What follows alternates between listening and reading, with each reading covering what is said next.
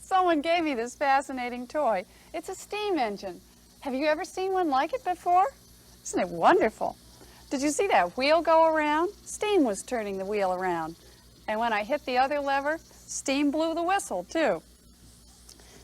This water tank is awfully hot. I wonder what's making it so hot. Yes, I suppose there's something burning inside, making the engine go like gasoline makes a car go. Oh, I wonder what this is. Ouch! Whoops. Let's take it out carefully. Oh, hey. Something is burning. Look, I can light a match by it. So this must be the fuel that makes the little engine go. To work, the little engine needs to burn fuel, to heat the water, to turn it into steam, to push the wheel around. Well, this is all very interesting, but what does it have to do with you and your body?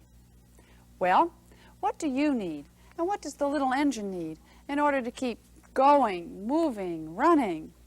What do you think? Fuel. That's right. And here's the big question. What's your fuel? You take it into your mouth.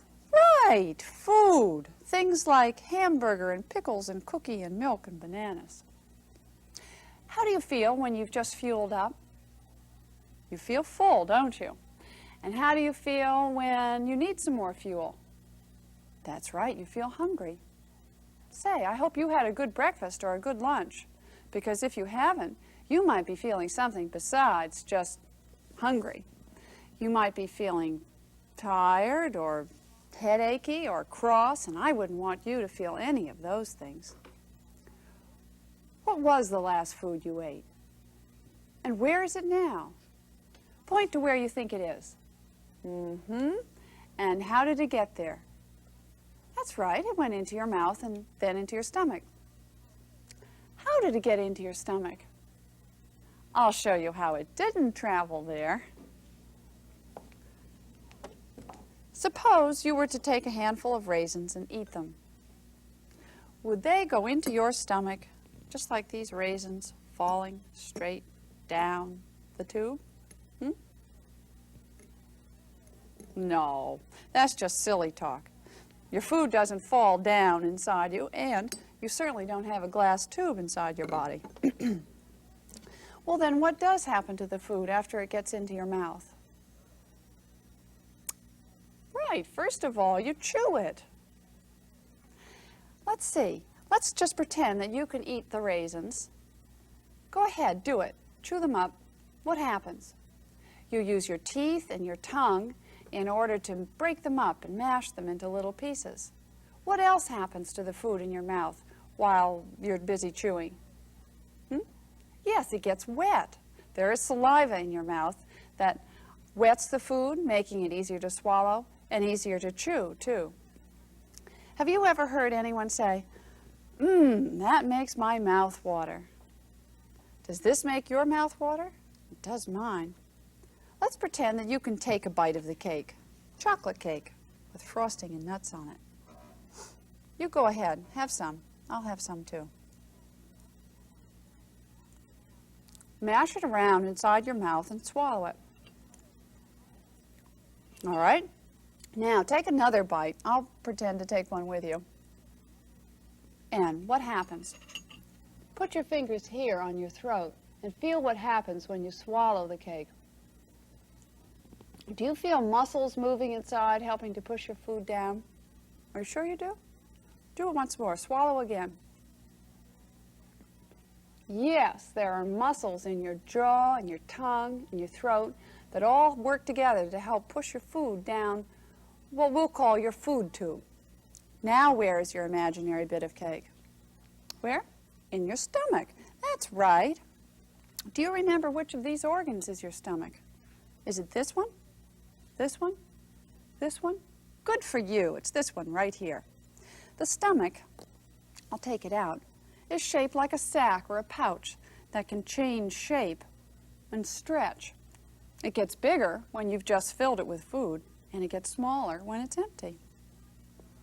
Now you know where your imaginary piece of cake is, in your stomach.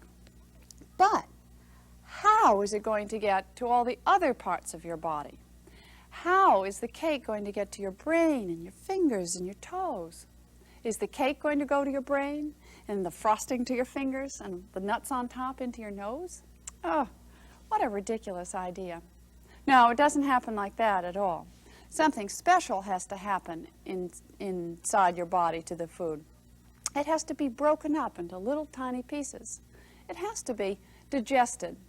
When we say that something has to be digested, we mean that it has to be broken down into such tiny pieces that the tiny pieces can be carried to all parts of your body by your blood.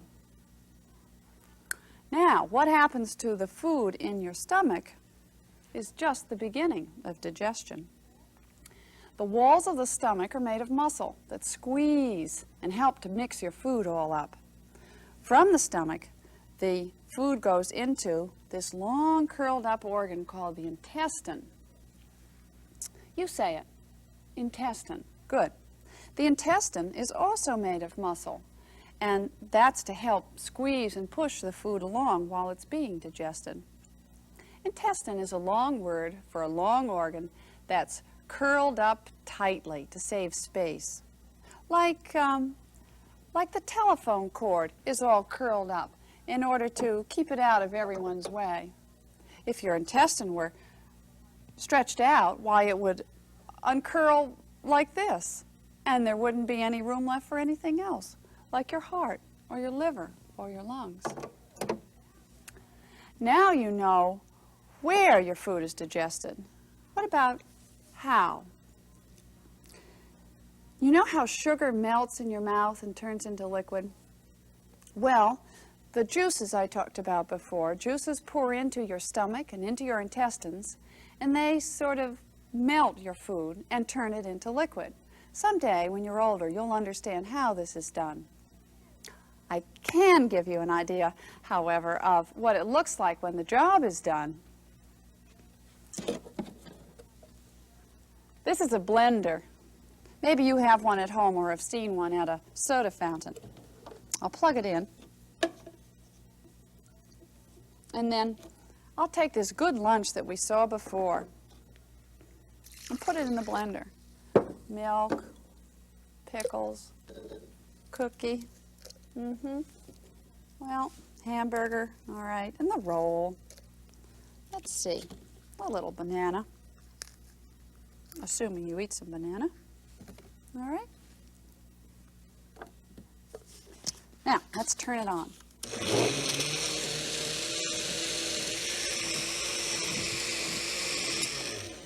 That should do it. There!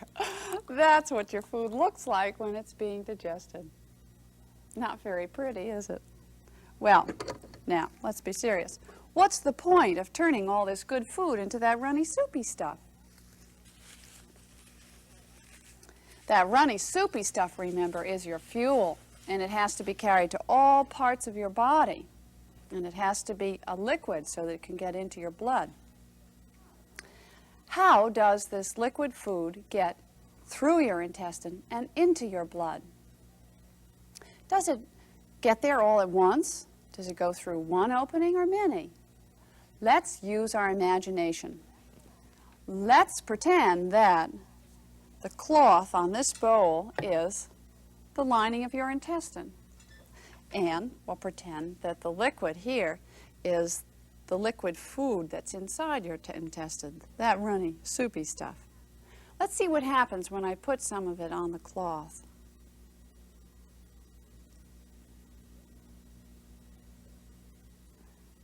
Drip, drip. Is anything coming through? Yes, you can see it coming through in one place and then many places. And in fact, it's beginning to turn the water a different color. Well, your intestine isn't made of cloth, but it does let liquid food pass through in much the same way. The food has to be liquid in order to get into the blood. Now, think for a minute. Of all the food that you eat, does all of it just go into your body and disappear there? Remember the little steam engine. It didn't use up all of its fuel, did it? Some of it was still left in the pan at the end. And what do we do with the waste that's left in the pan? Right, throw it away. Well, your body does just about the same thing. You and the little steam engine are rather alike, because the muscles in your intestines take waste food and pass it into this part here, the bigger part of your intestine. Let me take it out so I can show you the back side. The waste food goes into the bigger part of the intestine. It gets stored for a while, and then it gets thrown away. It gets pushed out when you go to the bathroom. Now, you know two ways that you and the little steam engine are alike. You both need fuel, and you both make waste. Let's play a little game to see if you understand now the path that your food takes, all right? You help me by filling in the missing words. Your fuel is food. First you put it in your mouth where it is chewed. Then the food goes down your food tube and into your stomach. That's right. From the stomach, the food goes into the intestine where it is digested. Most of the digested food passes through and into your blood and gets carried to all parts of your body. What's left over is stored for a while and leaves your body as waste. Very good. Now, here's something that you might like to do when the program is over. Make a map that will show that you know where your supper is going tonight.